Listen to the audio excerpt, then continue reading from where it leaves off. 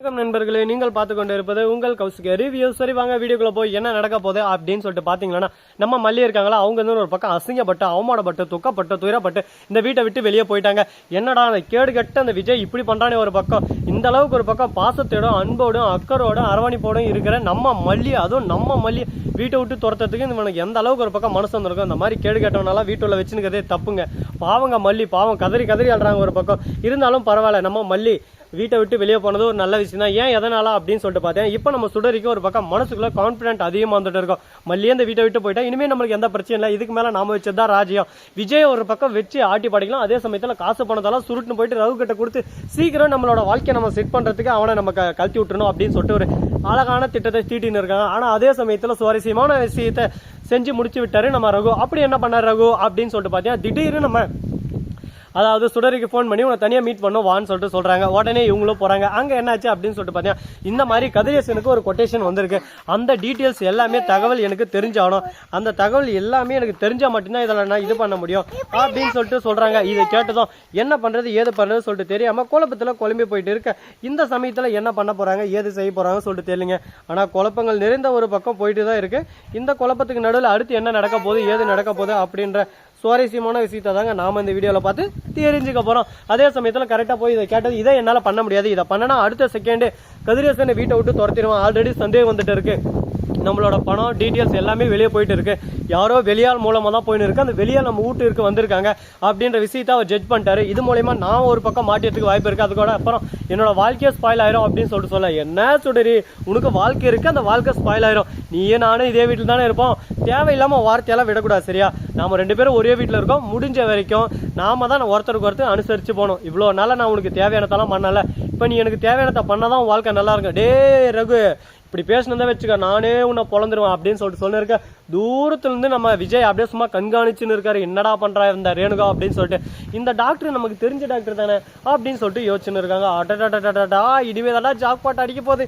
இந்த மாதிரி ஒரு ஜாக் பாட்டுக்கு தானே நானும் எதிர்பார்த்துன்னு இருந்தேன் அப்படின்ற மாதிரி ஜாக் பாட்டுக்கு மேல ஜாக் பாட் ஒரு பக்கம் அடிச்சுட்டே இருக்குங்க. இப்ப என்ன பண்றதுன்னு சொல்லிட்டு தெரியாம பக்கு பக்கு பக்கு பக்கு திக்கு திக்கு திக்குன்னு போயின்னு இருங்க. சரி, இந்த மாதிரியெல்லாம் ஒரு பக்கம் சுவாரஸ்யமா போயின்னு இருந்தாலும் அதே சமயத்தில் மறுபக்கம் என்ன நடக்குது அப்படின்னு சொல்லிட்டு பாத்தீங்கன்னா, கரெக்டா நம்ம விஜய் வந்து அந்த இடத்துக்கு போறாரு. அதுக்குள்ள ரகு கிளம்பி போயிடுறாங்க. இங்க என்ன பண்ற அப்படின்னு சொல்லிட்டு கேக்குறாங்க.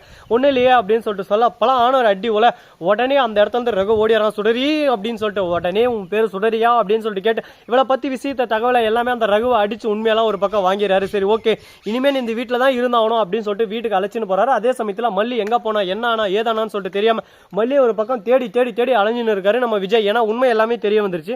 இவன் உண்மையானவா சுடரி தான். இப்ப மல்லியை தவறா அந்த வீட்டை விட்டு அனுப்பிச்சிடும்ல, அது நம்மளோட மிஸ்டேக். மல்லி அப்படியே தேடி இந்த வீட்டுல திரும்ப கொண்டு வரணும் அப்படின்னு சொல்லிட்டு ஏறாத கோயில் இல்லை, ஏறாத மலை இல்லை, ஏறாத ஏதோ ஒன்று சொல்லுவாங்களே, ஏதோ ஒன்று ஏறாத இடம் இல்லை, எல்லா தவளையும் ஏறி ஏறி பார்த்துன்னு இருக்காரு. ஆனால் நம்ம மல்லியே காணுங்க. அவருக்குள்ள இப்போதைக்கு ஒரு டிப்ரெஷன், ஆல் த டிப்ரெஷன் வந்துட்டாரு.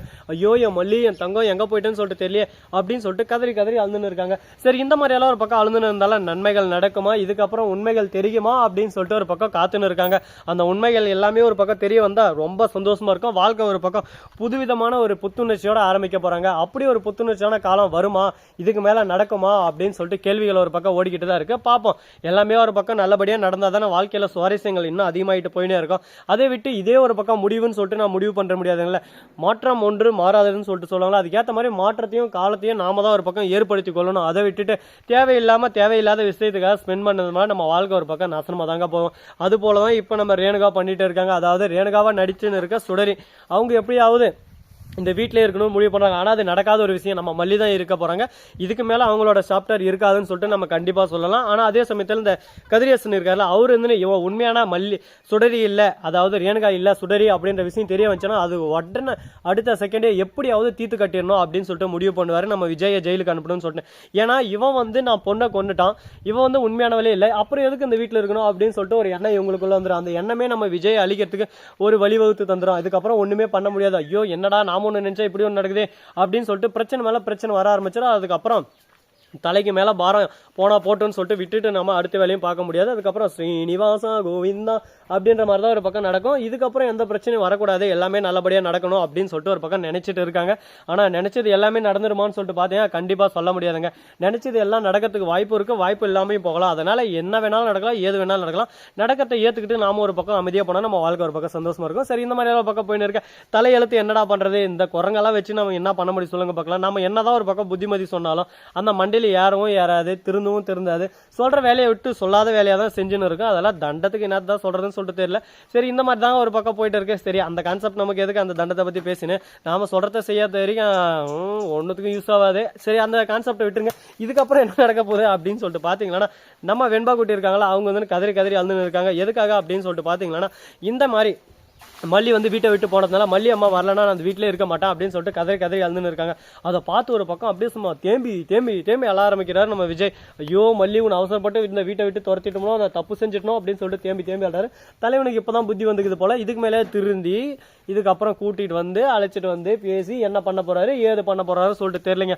ஆனா ரொம்பவே ஒரு பக்கம் இன்ட்ரெஸ்டிங்கா போயின்னு இருக்கு மல்லி சீரியல். அதே சமயத்தில் மறுபக்கம் நம்ம இலக்கிய சீரியல் இந்த வீக்கோட எண்டுக்கு வரப்போகுதுங்க. ஏன் எதனால அப்படின்னு சொல்லிட்டு பார்த்தீங்கன்னா, இலக்கிய சீரியல் ரொம்பவே ரன் ஆகுறது எல்லாமே கொஞ்சம் டவுன் ஆயிடுச்சு. அதனால 1000 எபிசோட தொட போகுது. அதனால இந்த சீரியலை வந்து இத்தோட முடிக்கிறதா சொல்லிட்டு ஆல்ரெடி ப்ரோமோ வந்துருச்சு. அது உங்களுக்கு நல்லாவே தெரிஞ்சிருக்கும். ஸோ நம்ம இந்த வீடியோ பிடிச்சிருந்தா லைக் பண்ணுங்க, கமெண்ட் பண்ணுங்க, ஷேர் பண்ணுங்க, டிண்டிங் மேலே தட்டி விட்டு போங்க. அப்பதான் நாம் போகிற அடுத்த வீடியோ உடனுக்குடன். இதுதான் எங்க வீட்டில் இவங்க தான் பாத்தீங்களா, மாட்டு சனி வர்றது, ஆட்டு சனி வர்றது, கோழி சனி வர்றது, இதுதான் இவங்களோட வேலை. இதை தான் பொறுப்பாக வச்சுன்னு இருக்காங்க. அது மட்டும் இல்லாமல் இவங்களுக்கு மந்த்லி சேலரி பார்த்தீங்கன்னா 20K எதுக்கு தரோம் அப்படின்னு சொல்லிட்டு எனக்கே தெரியாது. நான் தான் சாணி வர்றது, மாட்டு சாணி வர்றது எல்லாமே இவங்க வாடுறோன்னு சொல்லிட்டு வாயிலே வடை சுட்டுன்னு இருப்பாங்க. ஸோ நண்பர்களே, தேங்க்ஸ் ஃபார் வாட்சிங். டாடா சிவம்.